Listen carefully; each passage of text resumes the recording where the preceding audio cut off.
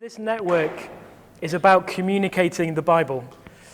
So some of you are preachers.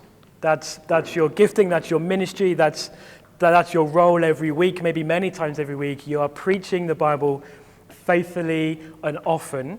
And this is a great network for you to be in. And hopefully you'll enjoy probably the reminder, more than anything else, the reminder of how you can prepare and how you can preach and how you can share, communicate God's message in the Bible. Some of you are perhaps just starting a journey about being a preacher. You think, well, yeah, I think I will be involved in preaching and communicating the Bible, and I don't really know how to do that. This is a great network for you to be in as well. Some of you are involved in teaching the Bible to children or to youth groups or maybe to students. And this is a great place for you to be as well as we think about how you, again, go from the text of the Bible to communicating God's message to those groups of people. Some of you don't know why you're here, but it's a good place for you to be as well, because all of us, whatever stage we are, whatever our role is in ministry or in family, we all want to be better communicators of the Bible, I hope. And that's really what this network is, to be better at communicating Jesus, to be better at communicating the Bible. And so if you want to communicate the Bible better, then this network is for you. Peter Mead teaches that at the heart of all Bible teaching, or at the heart of all Bible communication, are three relationships. There's God, the preacher, or the communicator, and the listener. And you can see on that diagram, just with the direction of the arrows, that the relationships between those three groups of people is super, super important. So whatever Bible communication you're involved in, these three relationships are absolutely fundamental. And we'll see glimpses of these three relationships in everything we do this week. And I hope you notice at the center of this relationship diagram is the Bible. That is super, super important, because as Bible teachers and preachers, we're more than just people who share information. We're not just merely sharing information. We have a message that's true from the living God. And so the question we want to think of this week, and particularly in these next couple of days, is how do you get from that Bible text to preaching or to communicating a message, whether you're stood in a pulpit preaching or whether you're in a conversation in a coffee shop? How do you do that? Well, we need that by looking today, in this session and then in the next session, about 4 locations of Bible teaching, of Bible communication. And those 4 locations are these: the study, the prayer place, the coffee shop, and the pulpit. Now, they are not, or they don't have to be, literal locations. So what I am not saying is you have to prepare in a study and you have to then go to a coffee shop, otherwise it's not really preaching, okay? I'm not saying that at all. But these are just kind of visual ideas, images of kind of the different stages in going from a Bible text to a message. And for all of us, no matter where we communicate the Bible, for all of us, the process is the same for the first 3 locations. So all of us, whatever we do, will have kind of the preparation process in the study, in the prayer place, and in the coffee shop. The only difference is going to be that final location, the pulpit. Some of you will be in a pulpit, but some of you will be in a Sunday school class. Some of you will be in a coffee shop having a conversation. Some of you will be over a dinner table with your partner, with your kids, with family.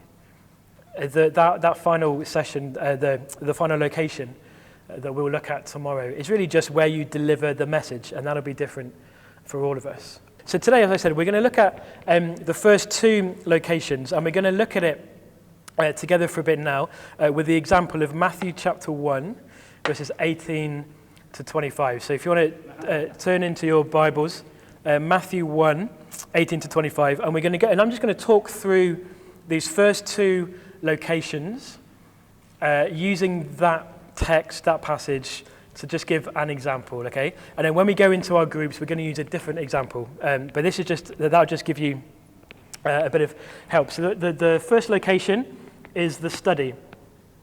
And in this location, in the study, this is you and God with the Bible. So that's the relationship that's going on in the study. And again, some of you, it will be a study. You have a place that you can study in your house.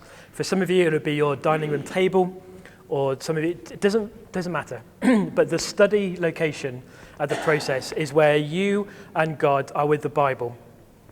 And the goal of this location, the goal of this first location, the study, is to get to the idea, or the big idea. You'll notice with those arrows that everything we do in this study location is to get to the passage big idea. And we'll come to that in a moment. But the key is this. We want to kind of really have a sense of what the passage is saying, because no matter how clever you are, or no matter how diligent, how much you study the passage, no matter how clever you are, what you can make a passage say is not as good as what God made it say. And that's really what we're trying to do. A lot of preaching that I've heard growing up, it's typically a preacher or communicator sharing what they think about something, about an issue. And sometimes that can be helpful. And sometimes that can even be impactful. But here in this network, in this Bible Teachers and Preachers Network, we want to remember that actually God is a better communicator than us. And what he says in the Bible is better than anything I can come up with. So we really want to get to the heart of what God is saying in a particular passage. And to do that, the first step in this first location is to select a passage. Maybe that's obvious. But we want to be people who preach and communicate passages. So we want to select a passage first. Now, for some of you, that'd be really easy because you go through week by week in your churches, you go through a preaching series. And so you don't really need to choose a passage because you just do the next one on the list, right? Or you get given a timetable. Oh, it's my turn to preach, and the passage is there already for you. And that's super easy. Some of you, maybe in different contexts, will need to choose what you are communicating time by time. And really the key here, when you choose your passage, when you select your passage, is just to make sure that the passage is a real passage, that it's a complete unit. And that's really important, to preach, to communicate a passage that is a complete unit. So with the idea of Matthew chapter 1, 18 to 25, I decided that was a complete unit because I wanted to do a Christmas talk. So just to give a talk around Christmas time. And so I decided, well, let's look at the story of Jesus' birth. And there's a few different places you can look at that. And I thought, well, okay, let's go Matthew, the story of Jesus' birth. And there's a complete unit. So kind of Matthew chapter 1, verse 18 to 25. And so that is my passage that I have selected on that occasion. Once you've selected your passage, you need to study your passage. Again, that's perhaps really obvious. But this is the point at which we really start to swim in the Bible. Now, usually I print out the passage that I'm preaching. I will kind of take one sheet of A4 and I'll print out the passage with gaps in, and I'll basically just find some pens, some different color pens, and I will just write all over the sheet of paper. What we're looking for in this step is we're investigating the content, but also we're investigating the context of the passage that we've chosen. So both the context and the content. So we're asking questions like, what's the flow of this passage? Where does this passage happen? Where does this passage come from? Who is in the passage? What happens in the passage? So Matthew chapter 1, verses 18 to 25 comes after Matthew chapter 1, verse 1 to 17. That's the royal genealogy in Matthew's Gospel, the royal genealogy. And then comes this passage, Matthew 1, 18 to 25, and after it comes the wise men coming to visit Jesus, but coming to Herod first. But in our passage, in this passage that I've chosen, we have Joseph finding out that Mary is pregnant. And he's a good guy, so he's decided to divorce her quietly, just to avoid scandal. He doesn't want to shame her, so he's going to divorce her until an angel appears in a dream. And the angel tells him what's really going on, kind of behind the scenes.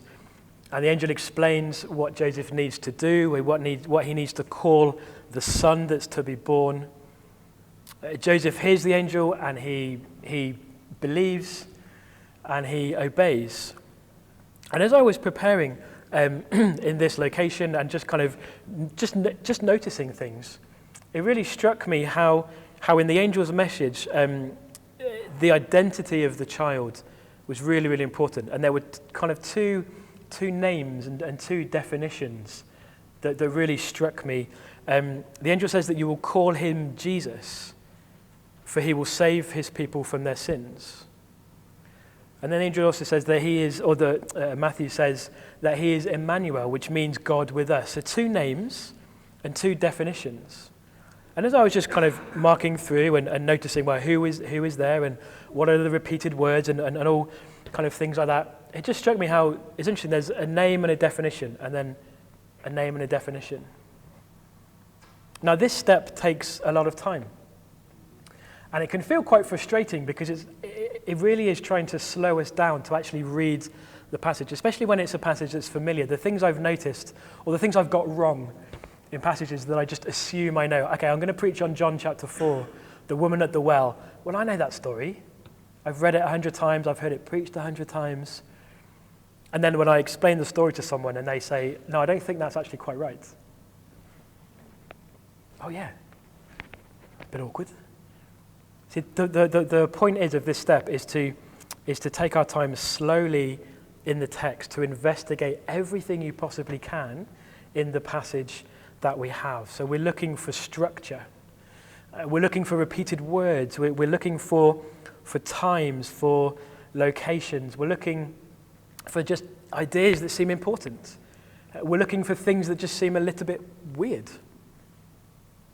We're looking for Old Testament references if we're in the New Testament. At this point, I don't go too soon to look at commentaries or to references. At this point, or at least most of this point, it's literally just me, the Lord, and a printed piece of paper.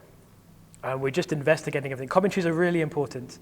Commentaries come later in the process, and they're really helpful conversation partners, just to see, well, with that example I gave of those two names and two definitions, that to me felt important. So when I went to commentaries, I was asking them, okay, are these names and definitions, are they as important as I think they are?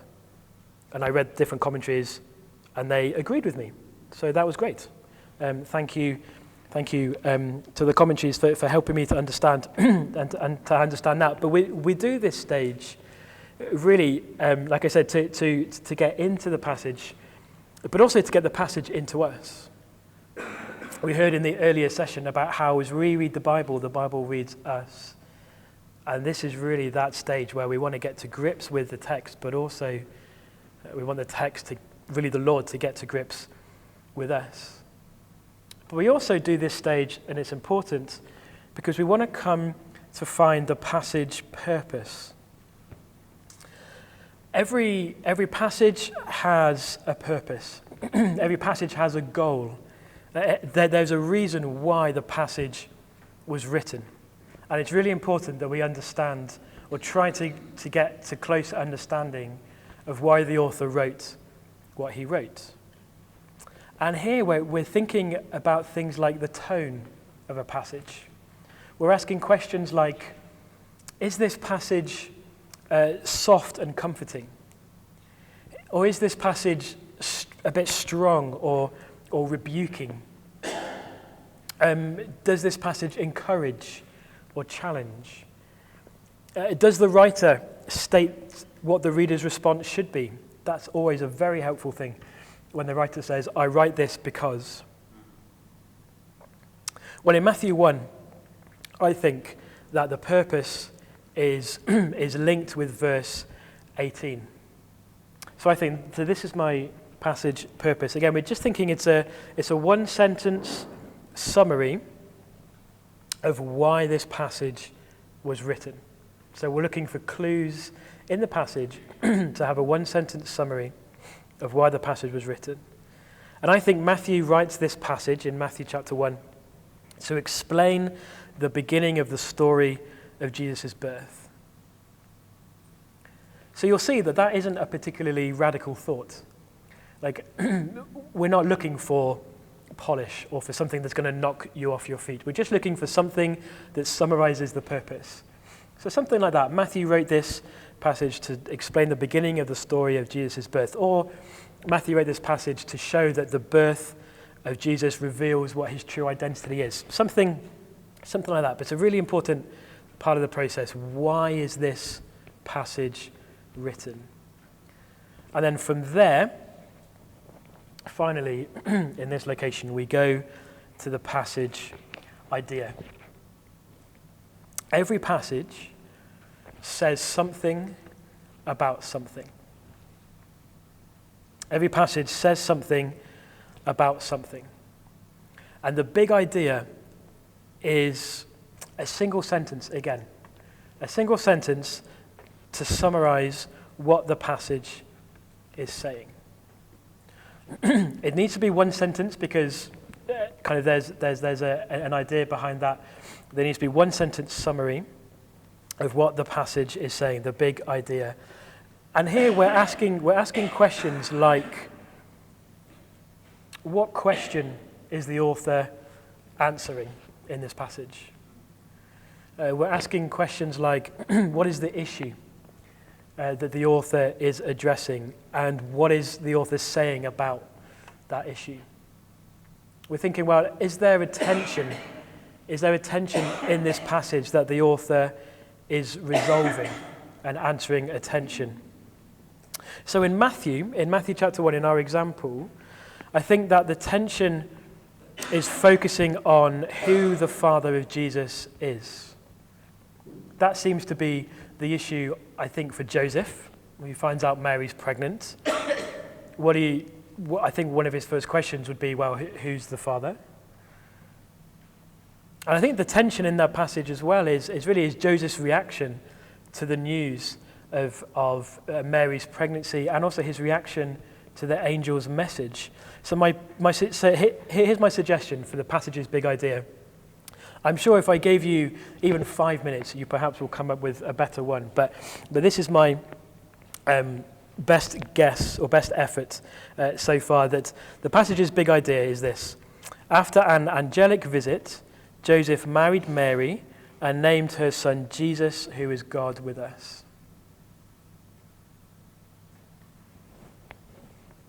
I think it's okay.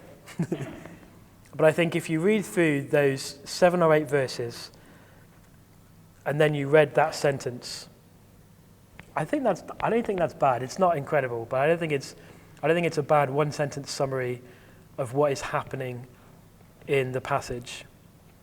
It took me a little while, obviously. And again, typically what I would do in this process is I would have a piece of paper, and as I'm studying, maybe after a first 30 minutes or so, and just kind of marking and noticing, I'd say, okay, let's have a go. Let's try in one sentence to have the passage big idea. So I would write a sentence. And that sentence would be awful. It would be long, there would be lots of commas, there'd be extra punctuation to make 5 sentences one sentence. But I would write it down, and then I'd go back to the passage. And I'd know the passage purpose, and I would keep studying the passage. And then I'd come back and say, okay, passage big idea. Let's think about this again. Is there a way that I can correct what I've written? And I think, yeah, okay, I don't really have this aspect of the passage, and that feels like it's important, so I need to add that in. Or, okay, maybe it's not as important, this section or whatever. And you just keep going back and forth. Does that make sense? You just keep going back and forth, and then eventually you come to you think, well, I think that's okay. I think that summarizes it. Summarizes the passage big idea.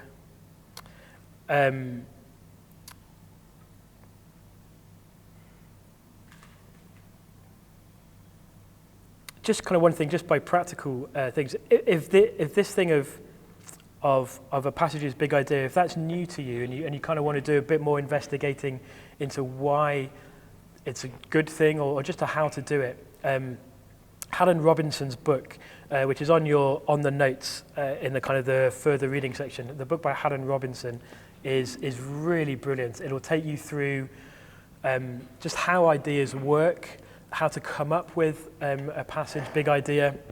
So just kind of a practical thing. That book is a really good next step.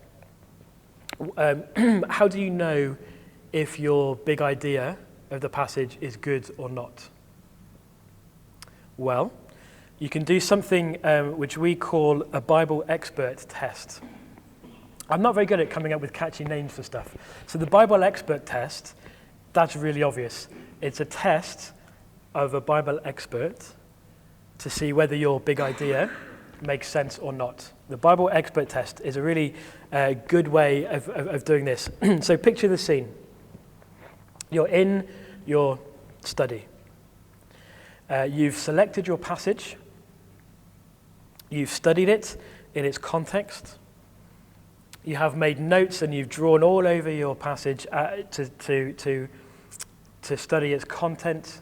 You're pretty sure you've come up with the purpose, why the passage was written. And after some time, you have a one-sentence big idea. And so you go onto Twitter and you tweet John Piper, @John Piper, and you tweet him your passage big idea, and you say, John, what passage do you think this is? What do you think he's going to say? Would he guess the passage? Or at least, would he kind of get in the right area of Scripture? Now, probably none of you know John Piper well enough for him to tweet you back. But if you do, absolutely do this process. Absolutely, yeah, we can all have a go. Absolutely do this process. That's the problem, is when they get it wrong. But, okay, so he's probably not going to reply to you, but it's just a helpful test to have in your minds as you're thinking, okay, I'm trying to summarize this passage into one sentence. If I gave this one sentence to someone who knew their Bible, would they at least get in the right testament? Would they get in the right area? It doesn't have to be John Piper. It can be a friend, just or a colleague, even someone in your church that you know knows their Bible quite well. Maybe it could even be someone who you meet in this network this week, and there's a connection made, and you just think, okay, actually it'd be really helpful to do this Bible expert test with someone, and there's no one in the country, in the context that I am. Maybe we could kind of communicate every so often, and I can just email you and say, well, this is my big idea for this week. Can you guess the passage? Just to see if I'm on the right track. We would love that to happen, these connections, relationships that we're making in this room this week to go on to help you in your ministry. But that's really the first kind of focus of this location is the study. So what I thought I would do is just to have a go. So you can all be my Bible expert, okay? This feels a little bit risky. For me, yeah. Well, no, mostly for me. So the last passage big idea that I came up with, I'm going to put on the screen and I'll read it a couple of times, and then don't shout anything out straight away, because that'll just embarrass me when you say something wrong. But what we'll do is, as a group, kind of by voting or some kind of way, we'll try and narrow down and see if you can get to what I was thinking. Does that sound okay? Are you nervous? You don't need to be nervous. I'm the one that needs to be nervous because I've done that. So this is my This is the passage, big idea, so don't shout anything out just yet. Jesus' glory is most clearly seen in his death on the cross, which will draw people from all nations to himself. You'll notice I have a comma. That's totally allowed, but if I had any more than one comma, I think that's cheating. But here we go, big idea. Jesus' glory is seen most clearly in his death on the cross, which will draw people from all nations to himself. And I've chosen that not because it's a very good one, it's just the last one that I did, okay? So, is that Old Testament or New Testament? Who think, we'll start big and we'll move in. So who thinks it's the Old Testament? I know, well, yeah, well, it could be, it could still be, he's in the Old Testament too, but, okay, who thinks it's New Testament?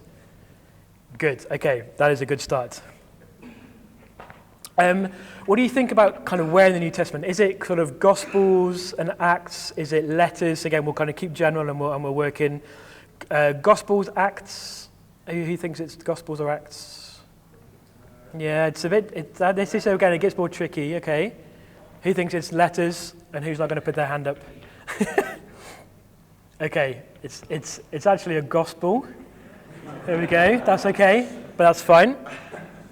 But again, so just with that, kind of with your reaction, if I was doing this with someone one-to-one and they had that reaction, I'd think, okay, I think I need to go back and maybe try again and be a bit more specific.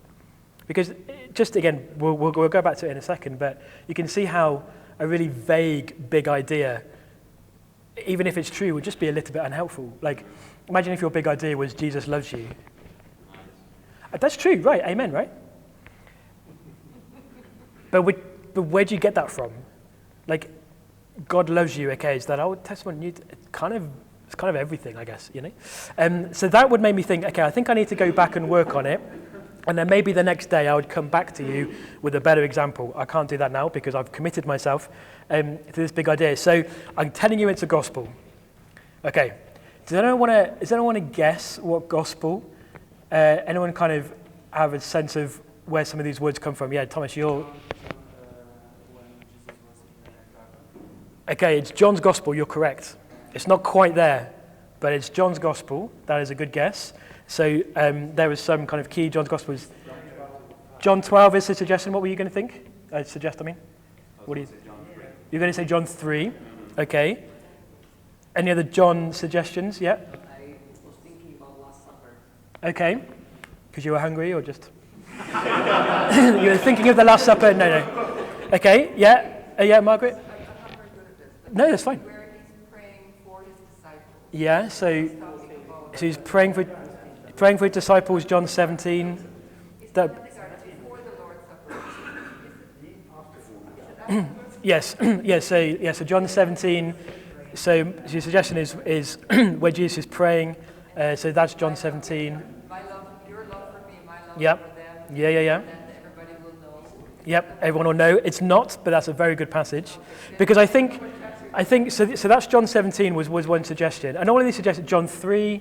And I think some of the themes in John 3 and some of the themes in John 17, some of the themes in the Last Supper would fit in some of this big idea. But I think in John 3, you'd talk more about life or born from above, being born again. I think in John 17, you'd want to be talking about, like you said, the love that I have for the Father. You have to kind of all that. I think you'd want something like that. So that's kind of a clue that it's not there. Last Supper again. Maybe you'd want to be. There'd be something in there about Jesus leaving and giving His Spirit, something like that. But the first guess was correct. It's from John 12. Again, we put it up to prove it. John 12, 20 to 33. And hopefully now, if you went to read that passage, and then you look at that big idea, you think, oh yeah, okay, I can see where you get that from. But I agree, it needs a bit more work. There's the big theme of Jesus' glory, so the hour has come, the hour of my glory has come. That's a key thing in John 12. And he links that glory to his death. And then there's this idea, that this theme all the way through that conversation in John 12. where there are these Greeks, these kind of people from outside of the country who want to see Jesus. Jesus seemingly completely ignores them. And then at the end of this conversation, he says, when I'm lifted up on the cross, I will draw all people to myself. And then that's how he's referencing to the Greeks. So that's what I was thinking. But it's kind of a fun thing to do, isn't it, I think? So find someone, pray for someone. Again, it could be someone in your church or in your family, in your context. If you know John Piper or Tim Keller, tweet him. If you can't think of anyone, pray for a connection in this room. We have email, so we can email. So I actually did tweet this one, not to John Piper, I just tweeted it to people who followed me. And it's just quite a good, kind of interesting thing. I think, well, I think it's okay, maybe it could be better. What do you think?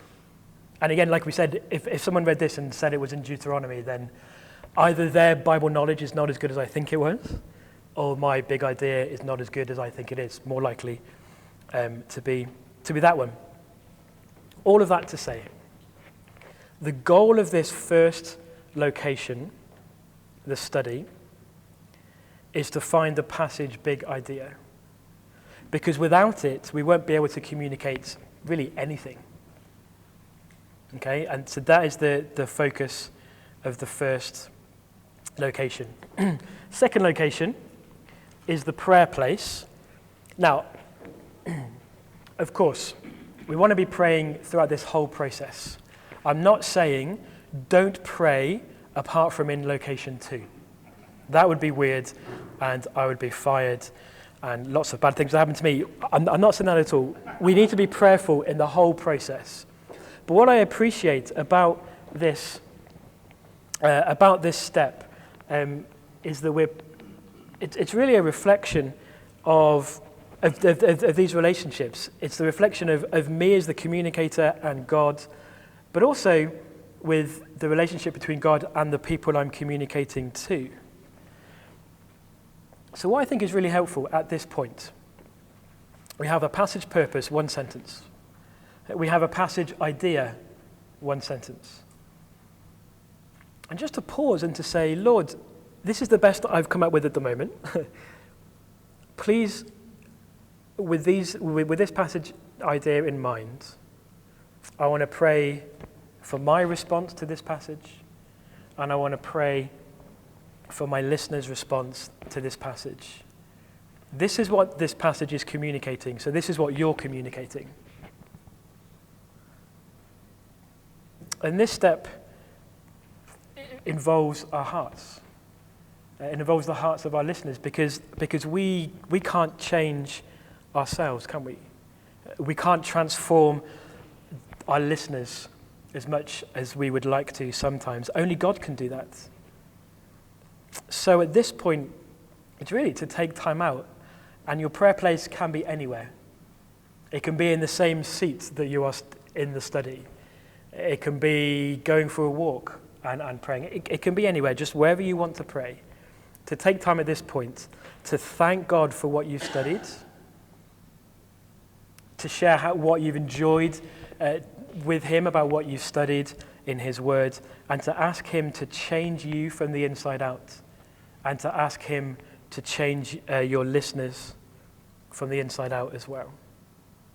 And also to ask him for help as we look to the next location, which we're going to look at in our next session, how to go from this passage, purpose and big idea, how to take that into having a message, purpose and big idea, something to communicate.